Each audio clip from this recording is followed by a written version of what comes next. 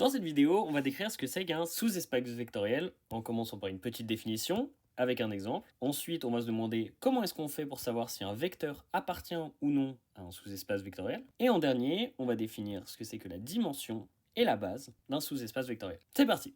Alors un sous-espace vectoriel, c'est un ensemble de vecteurs qui est stable par combinaison linéaire. Qu'est-ce que ça veut dire? C'est si on prend deux vecteurs de cet ensemble, par exemple, on va prendre un vecteur U qui vaut 1, 2, comme ceci, et un deuxième vecteur V qui vaut 3, 6, qui devrait être 3 fois plus long que le premier. On a ces deux vecteurs-là qui appartiennent à un espace vectoriel, un ensemble vectoriel, qui est cette droite ici.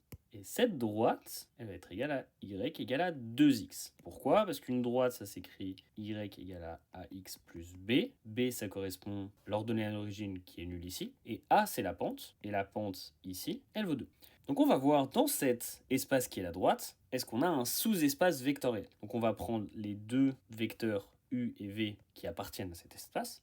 Et on va se demander est-ce qu'ils sont stables par combinaison linéaire. Une combinaison linéaire, si vous ne savez pas ce que c'est, je vous invite à voir la vidéo précédente qui éclaircit le sujet. Il y a 3 choses qu'on doit vérifier.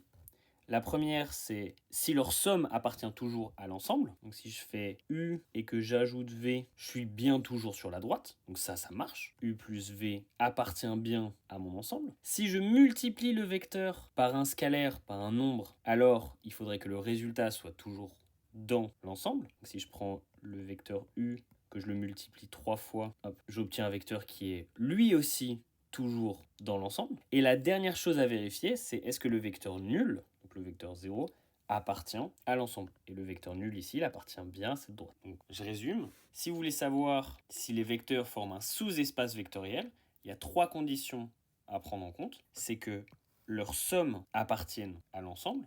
Donc vous additionnez les différents vecteurs et vous vérifiez que vous êtes toujours dans l'ensemble en question. La deuxième condition, c'est de multiplier un certain vecteur par un scalaire, par un nombre.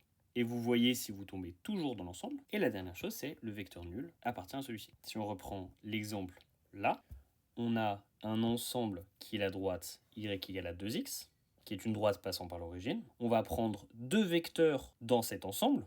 Premier vecteur u, on met la probe x égale à 1 et le y qui vaut le double 2. Je dis qu'il vaut le double parce qu'on a cette égalité là, y égale 2x. Et pour v, on prend x égale à 3, y égale à 6 qui vaut encore une fois le double, 2x. On va vérifier l'addition. L'addition nous donne bien un vecteur qui appartient à S, puisque 8 est le double de 4. Il est stable par multiplication avec un scalaire, puisqu'on obtient ce résultat, où on a 4 qui est toujours le double de 2.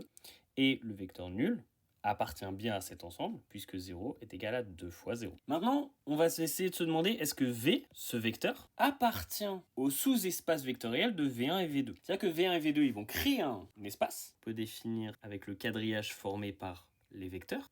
Et la question, c'est de se demander, est-ce que V, on peut le créer à partir d'une combinaison linéaire de V1 et V2? Autrement dit, est-ce qu'on peut ajouter un certain nombre de fois V1 et un certain nombre de fois V2 pour créer le vecteur V? Donc là, on va voir l'approche mathématique. Ça a déjà été développé dans la vidéo qui définissait les combinaisons linéaires, mais on va le réexpliquer. Ici, vous allez former la matrice avec les vecteurs V1 et V2. Le vecteur résultat, celui donc vous essayez de savoir est-ce qu'il appartient à les sous-espaces vectoriels. Vous résolvez cette matrice et si vous avez un résultat, alors il appartient au sous-espace. Si la matrice est incompatible, qu'il n'y a pas de résultat, alors vous ne pouvez pas former V à partir de V1 et V2 et donc V n'appartient pas au sous-espace vectoriel. Si on prend cet exemple pour illustrer, on a V1, V2 et V. La question est, est-ce que V appartient au sous-espace vectoriel de V1 et V2? Autrement dit, est-ce que V est une combinaison linéaire de V1 et V2? On cherche donc à résoudre cette équation. Pour ça, on génère cette matrice avec cette colonne qui est le vecteur V1, cette colonne qui est le vecteur V2 et cette colonne qui est le vecteur V. On la résout et on trouve une solution. Et puisqu'il y a une solution, V appartient au sous-espace vectoriel de V1 et V2. Maintenant, on va définir qu'est-ce que c'est qu'une base et quelle est la dimension de cette base. Une base, c'est un ensemble minimal de vecteurs linéairement indépendants qui engendre tout le sous-espace. Autrement dit, si vous voulez générer l'espace ici, donc l'espace de votre écran, de combien de vecteurs vous avez besoin? Vous aurez besoin de 2 vecteurs, puisque c'est un espace en 2 dimensions. Imaginez que vous êtes ici et vous avez un ami aveugle qui doit aller dans cette direction.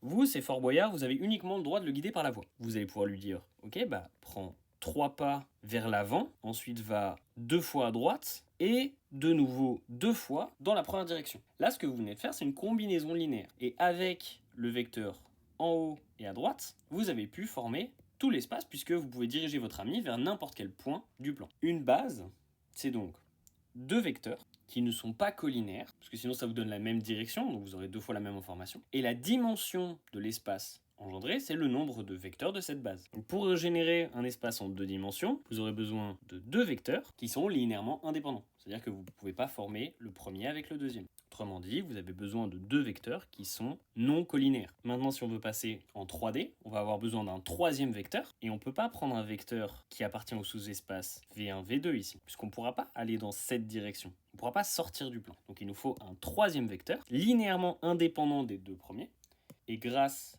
à ces 3 vecteurs, on peut aller dans n'importe quel point dans l'espace en 3D. C'est donc une base de l'espace en 3D, puisque c'est le nombre minimum de vecteurs qu'il faut pour aller partout dans cet espace. Maintenant, d'un point de vue pratique, si vous avez 3 vecteurs et qu'on vous demande de trouver une base de l'espace généré par ces 3 vecteurs, comment est-ce que vous faites? Vous formez la matrice où chaque colonne correspond à un vecteur et vous la résolvez. Ensuite, vous prenez les colonnes pivots et les colonnes pivots vont vous dire quels vecteurs appartiennent à la base. Donc ici, on a 2 pivots, celui-là et celui-là. On va avoir donc un espace de dimension 2 et les vecteurs de la base de ce sous-espace sont celui associé à la première colonne, donc ce sera V1, et celui associé à la troisième colonne, ce sera donc V3. Donc les vecteurs V1 et V3 forment une base de l'espace dans lequel il y a ces 3 vecteurs.